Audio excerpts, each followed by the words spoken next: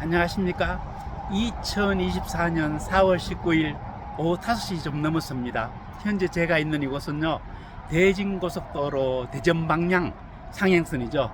대전 방향 산책휴게소입니다. 이 산책휴게소에는 그 약간 요 계단 요 이제 산책로를 따라 올라가면은 나지막한 그 산봉우리 위에 이제 정자가 있는데, 이제 이 길이 정자로 올라가는 이제 산책로예요.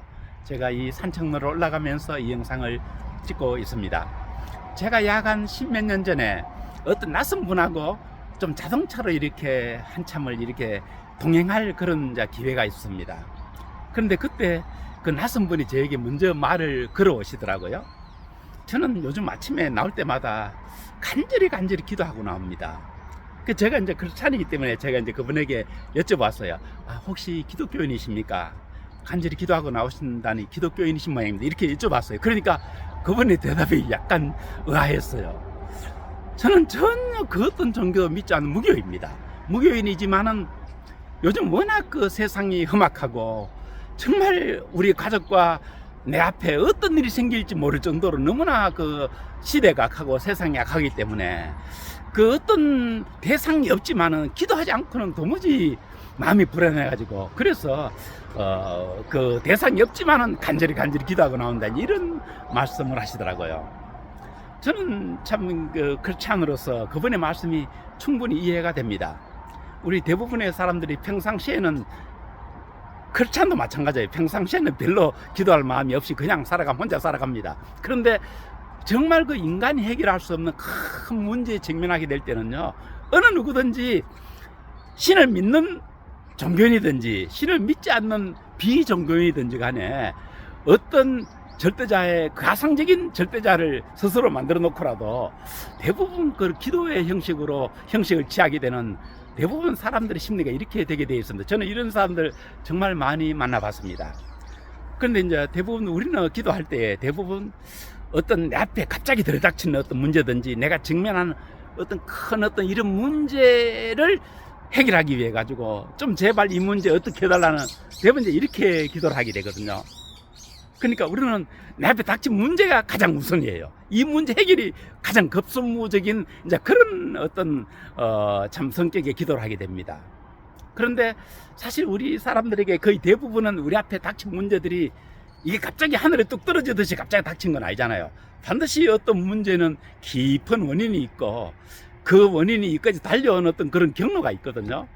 그래서 우리는 이제 기도할 때 우선 그런 것까지 생각할 겨를도 없이 우리가 뭐 큰 질병이든지 사업의 실패든지 여러 가지 문제를 만났을 때 당장 우리 앞에 닥친 이 문제가 너무 중대하기 때문에 이제 그 문제 해결을 위한 대부분 약간 중언부언하는 이제 그런 기도를 대부분 하게 됩니다. 그런데 이제 우리는 크리스찬으로서 우리 절대자 하나님을 믿는 이제 그 크리스찬이잖아요. 대부분의 이제 크리스찬들의 입장에서는 좀 그런 어떤 문제를 만났을 때도 기도를 좀 다른 각도에서 저는 해야 된다고 생각합니다. 왜냐하면은 우리는 눈앞에 보이는, 코앞에 보이는 이것이 가장 크고 이 문제가 당장 우선 보이지만은 전지전능하신 절대자이신 하나님은 그렇지 않잖아요. 하나님은 역사의 전체를 아시고 나에게 직면한 이 문제의 근원을 아시고 이 문제가 달려갈 역사 이후의 역사까지 다 아시는 분이시잖아요.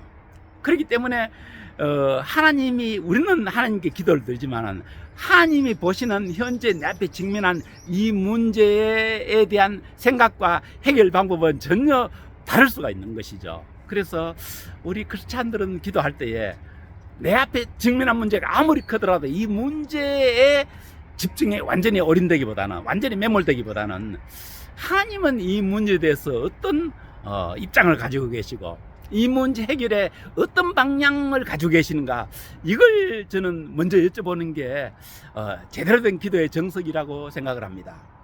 성경에 정말 이런 부분에 대한 해답이 될 수 있는 한 기도의 유형이 있습니다. 아마 히스기야 왕, 대부분 크리스찬들은 잘 아시는 왕일 겁니다. 유다의 왕인데 히스기야가 중병이 들었어요. 중병이 들었는데 그때 그 아모스의 아들 이사야가 또 선지자였거든요. 하나님이 그 이사야를 통해 가지고, 선지자를 통해 가지고 히스기야 왕에게 경고를 합니다. 당신은 현재 앓는 그 질병에서 결코 왕쾌되지 못하고 죽게 될 것입니다 하고 사망 선고를 내리신 거죠. 하나님이 직접. 그러자 그 말을 들은 히스기야 왕이 너무너무 절망이 된 거예요. 얼마나 절망에 낙심이 되었으면은 왕인데도 불구하고 모든 만사를 다 제쳐놓고 벽을 바라보면서 통곡하면서 제발 살리만 달라고 하나님께 이제 그렇게 간절히 기도를 드렸던 것 같아요. 하나님은 때로는 말이죠, 원래 하나님의 뜻은 아니지만은 정말 사람들이 애타게 부르짖으면은 우선 또 그 기도를 들어주시는 이제 그런 일도 하시긴 하셔요. 그것이 근본적인 하나님 본래의 뜻은 아니었을지라도. 그래서 하나님은 다시 이사야 선지자에게 말합니다. 다시 가서 말해라. 내가 앞으로 15년 더 살게 될 것이다 하고 이제 그 병이 치료받는 방법까지 이제 알려주시게 됩니다. 그 히스기야가 죽기 살기로 하나님께 매달려 기도해가지고 결국은 15년을 더 살게 됩니다. 이사야로서는 기도 응답 받은 거죠. 그런데 히스기야로서는 기도 응답 받은 거죠. 그런데 그 기도 응답 받은 15년에 어떤 일이 났을까요? 네, 그 죽는다고 선고받았던 그때부터 시작해서 기도 응답으로도 15년 더 살게 되는데 그 15년 더 살면서 므낫세라는 아들을 낳게 됩니다. 이 므낫세라는 아들이 유다에서 히스기야가 나중에 죽고 난 뒤에 왕의 그 아버지의 뒤를 이어가지고 50여 년 이상 유다를 통치하게 되거든요. 근데 유다 통치하면서 유다의 그 여러 왕들 중에도 가장 대표적일 정도로 하나님과 사람 앞에 가장 악을 많이 행한 왕에 속합니다. 하나님 앞에 우상숭배, 이스라엘 백성들하고 우상숭배하게 하고요, 여러 가지 악한 일을 하게 하고, 심지어 21장에 보면은 그 므낫세 그 왕의 죄를 이렇게 말하고 있습니다. 예루살렘 이 끝에서 저 끝까지 그가 흘린 피가 없는 곳이 없을 정도로 이 므낫세 왕이 너무나 하나님과 사람 앞에 죄를 많이 지었다고 이렇게 말하고 있습니다. 결국은 말이죠, 이 므낫세 왕이 너무나 악을 행한 바람에 나중에 결국은 그때부터 시작해 가지고 하나님이 이 유다 나라를 하나님이 멸망하기로, 아주 징벌하기로 작정을 하시고, 그때부터 하나님이 작정하시고 결국은 나중에 그 바벨론의 포로가 되는 그런 하나의 그 시발점이 되기도 한 겁니다. 물론 그 왕 때에 이제 바벨론 포로가 되진 않았지만 하나님 그때부터 하나님이 이제 이 유다 나라를 징벌하시기로 본격적으로 이제 작정을 하시게 되신 것이죠. 그러므로 결국 이걸 보면은 히스기야 자체는 그 혼자는 기도 응답을 통해 가지고 15년 더 살게 됐지만은 결국 그 15년 더 살면서 므낫세라는 아들을 낳아 가지고 유다 나라 전체로 봐서는, 그 이스라엘 백성 전체로 봐서는 뿐만 아니라 히스기야의 명예로 보더라도 결국은 그 기도의 응답은 축복스러운 기도의 응답이 아니었다는 것을 우리가 이제 그 유다의 역사를 통해서 알 수 있게 되는 것입니다. 기도 응답이라고 다 좋은 건 아니죠. 그래서 우리 그리스도인들이 정말 어떤 문제에 직면했을 때 우리 주님께서 그 기도의 모범을 많이 보여주셨어요. 주기도문도 우리가 드릴 수 있는 가장 안전한, 가장 정확한 기도기도 하지만은 그 마태복음 6장 33절에 보면은 정말 기도의 핵심일 수 있는 그런 내용을 우리 주님께서 알려주셨습니다.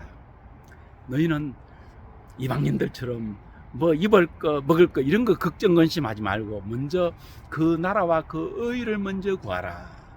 하나님은요, 우리가 기도하지 않아도 내 앞에 직면한 문제도 다 아셔요. 내가 뭘 원하는지 다 아신다니까요. 다 아시기 때문에 그거는 내가 구하나 안 구하나 이미 하나님 다 아시고 계시기 때문에 그런 것을 구할 필요가 없다는 말씀이 되는 것이에요. 그 대신 그 나라와 그 의를 구하라.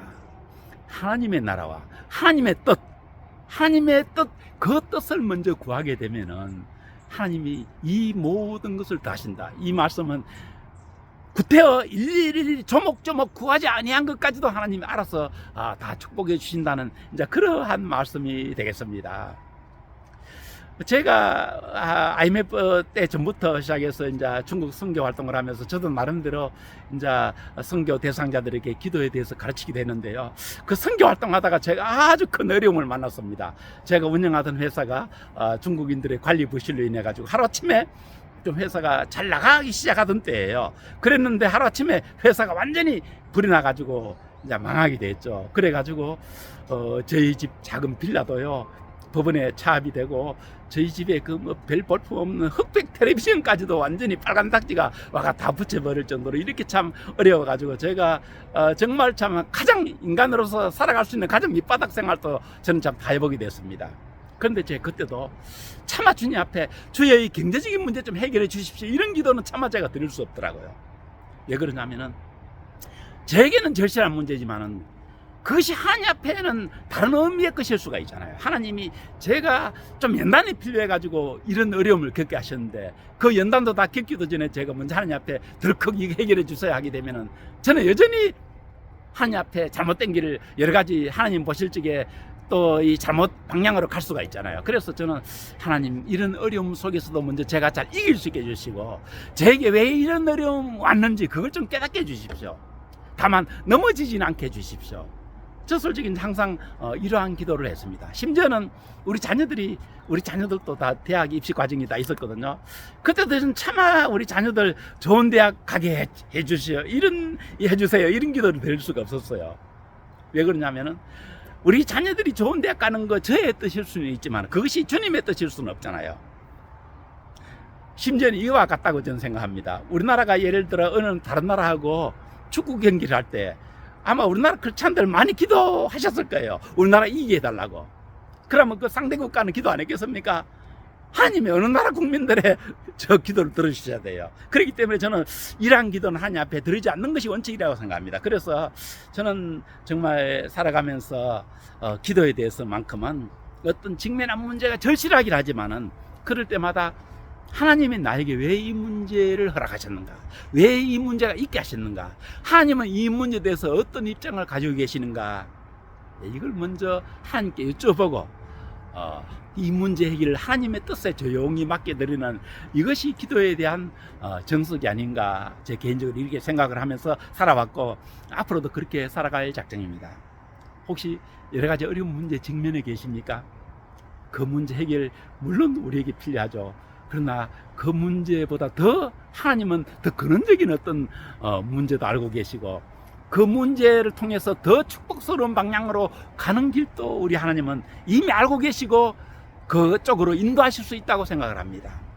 예, 우리가 어떤 어려운 문제를 만났을 때마다 그럴 때 그 문제에 하나님이 개입하셔가지고 더 좋은 길로 축복하시는 하나님의 인도를 조용히 기다리는 이러한 기도의 자세를 가지는 것이 더 바람직한 기도가 아닌가 잠시 생각을 해보았습니다.